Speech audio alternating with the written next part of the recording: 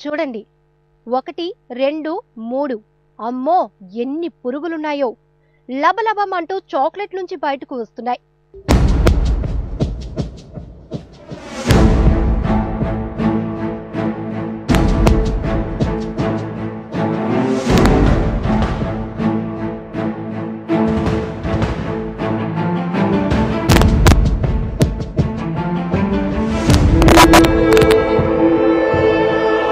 ఇది చూస్తే ఎవరైనా క్యాడ్బరీ చాక్లెట్ తింటారా?